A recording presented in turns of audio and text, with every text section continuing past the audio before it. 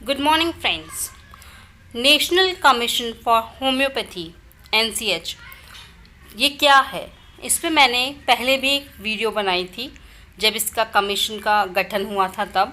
अगर आपने वो वीडियो नहीं देखी है और NCH के बारे में और भी जानकारी प्राप्त करना चाहते हैं तो उस वीडियो का लिंक डिस्क्रिप्शन बॉक्स में दिया हुआ है, आप वहाँ जाके NCH के बारे में जानकारी प्राप्त कर सकते हैं।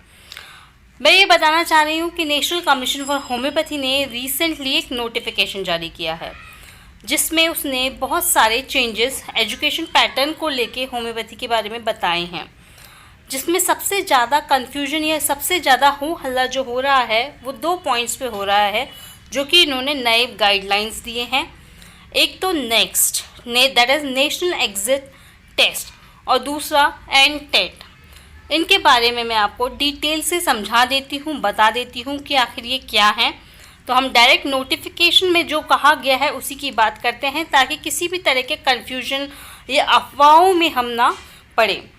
देखिए, नेशनल एग्जिट टेस्ट जो इन्होंने बताया है, दैट इज़ नेक्स्ट जो इन्होंने बताया है, वो इंटर्नशिप पीरियड के दौरान एक डेजिग्नेटेड अथॉरिटी जो कि डेजिग्नेट की जाएगी bye the commission itself. National commission for homeopathy एक अथॉरिटी को डेजिग्नेट करेगा जो कि सभी इंटर्न स्टूडेंट्स का एक टेस्ट लेगी जिसका नाम होगा national exit test for homeopathy.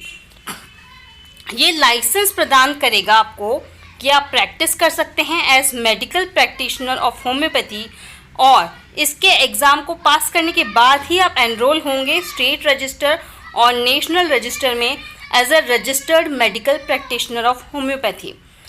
जो पैटर्न होगा एग्जामिनेशन का shall be problems based on test the clinical competency of a graduate of homoeopathy as registered medical practitioner in homoeopathy. NCH का मानना है कि आपने पूरी पढ़ाई तब तक कर ली है और अब आप एक कॉम्पिटेंट ग्रेजुएट हो, मेडिकल प्रैक्टिशनर बनने जा रहे हो, तो वो चाहते हैं कि उस स्टेज पे आपका एक टेस्ट लिया जाए आपकी कॉम्पिटेंसी को चेक करने के लिए। The exit exam shall be conducted ordinarily in the month of February and August every year। ठीक है, इन्होंने फरवरी और अगस्त मंथ का आपको पहले से मंथ भी बता दिया कि कब ये एग्ज़ाम लेंगे। अब इसमें कौन बैठ पाएगा? Who have completed minimum 9 months of the internship, यानी कि 270 days of working as an intern from the date of joining to the last date of application for the exit examination shall be considered eligible for the exit examination। अगर आपने ये exam qualify नहीं किया तो आप registration के लिए eligible नहीं रहेंगे किसी भी स्टेट UT रजिस्टर या नेशनल रजिस्टर में। इसमें मैक्सिमम अटेम्प्ट्स आपको 5 दिए जाएंगे ताकि आप ये क्वालिफाई कर लें। अगर आप इसको पास नहीं कर पाते हैं तो आप मेडिकल प्रैक्टिस नहीं कर सकते, किसी भी तरीके के एग्ज़ाम में नहीं बैठ सकते, होम्योपैथी रिलेटेड किसी जॉब एग्ज़ाम में नहीं बैठ सकते, प्रैक्टिस नहीं कर सकते आपका, क्योंकि रजिस्ट्रेशन ही नहीं होगा। अगर आपका रजिस्ट्रेशन ही नहीं होगा तो आप कैसे कोई एग्ज़ाम में फॉर्म फिल करेंगे, PG का एग्ज़ाम कैसे फिल करेंगे, क्योंकि you are not registered as a medical practitioners. Then इसके बारे में इन्होंने एक्सप्लेनेशन भी दिया है कि अगर आप डिग्री होल्डर हैं होम्योपैथी के जिन्होंने ये एग्ज़ाम क्लियर नहीं किया स्टिपुलेटेड टाइम के अंदर, वो मेडिकल प्रैक्टिस के लिए एलिजिबल नहीं होंगे। हाउएवर वो अपीयर कर सकते हैं जॉब्स में या पोस्ट ग्रेजुएशन कोर्सेज में other than the post graduate course recognised by the commission, जो कि कमीशन रिकग्नाइज नहीं करता है। इस तरह के पोस्ट ग्रेजुएट कोर्स में वो एनरोल हो सकते हैं या ऐसी कोई जॉब जो कि कमीशन रिकग्नाइज नहीं करता है उसमें आप जा सकते हैं, उसका एग्ज़ाम आप फिल कर सकते हैं। तो जैसा कि मैंने बताया कि अगर आप नेशनल एग्जिट एग्जामिनेशन पास नहीं करते हैं तो आप स्टेट रजिस्टर में, नेशनल रजिस्टर में कहीं पे भी रजिस्टर नहीं होंगे, आप प्रैक्टिस नहीं कर पाएंगे, कोई इस होम्योपैथी का जॉब नहीं ज्वाइन कर पाएंगे। तो ये है नेक्स्ट।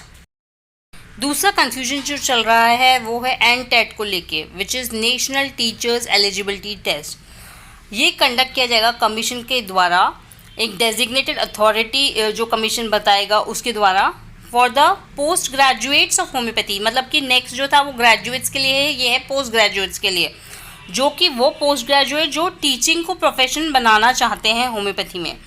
ये मिनिमम एलिजिबिलिटी क्राइटेरिया जो है एनटेट के लिए वो है post graduation in the subject recognised by the commission NMC academic institution. जो भी टीचिंग प्रोफेशन में आना चाहता है at the level of assistant professor for the first time shall have to appear for this examination and shall have to obtain minimum 50% marks है without round off to get qualified. This is applicable to the teachers on deputation also. जो लोग MSc anatomy physiology biochemistry forensic medicine toxicology MPH हैं किसी भी recognise institutes में, वो भी एनटेट exam दे सकते हैं, उसमें बैठ सकते हैं for the post of assistant professor if the candidate are holding BHMS degree. PhD degree holder along with MSc in anatomy, physiology, biochemistry, forensic medicine and toxicology and MPH from recognized institution भी appear हो सकते हैं NTET examination में for the post of assistant professor. The pattern of the test shall be aptitude based and shall be focused on teaching aptitude of a postgraduate. इसमें भी 5 attempts हैं maximum to qualify this exam. The qualified candidate shall be issued a teacher eligibility certificate, उन्हें मिलेगा, ठीक है। और ये एक मिनिमम क्वालिफिकेशन है, मतलब सबसे पहले आपके पास ये तो होना ही चाहिए। फिर कोई वैकेंसी आती है तो आप उसमें इसके बेसिस पे अप्लाई कर सकते हैं या फिर आप किसी प्राइवेट इंस्टीट्यूट में जा सकते हैं। पहले आपके पास ये टीचर्स एलिजिबिलिटी सर्टिफिकेट तो होना ही चाहिए कमीशन के द्वारा।